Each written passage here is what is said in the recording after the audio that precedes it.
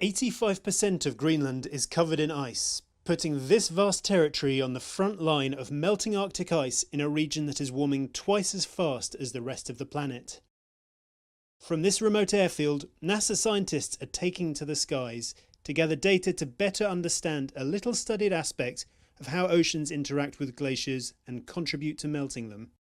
Well, of course, the planet is heating up because of human caused climate change, and Greenland is feeling the impact in a big way.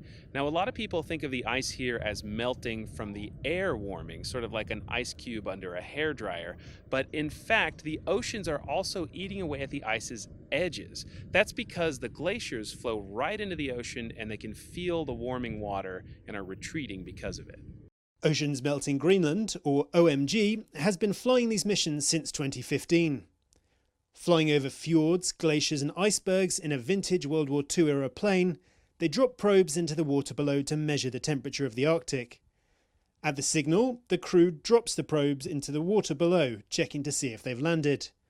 Once they hit the ocean, they start transmitting data about the temperature and salinity of the water down to the seabed.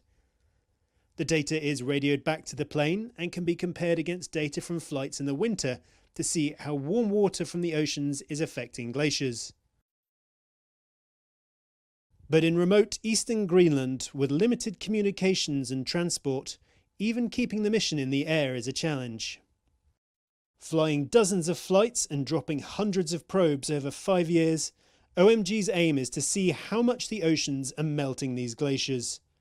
Something these scientists hope will improve predictions of sea level rise as Greenland's ice vanishes.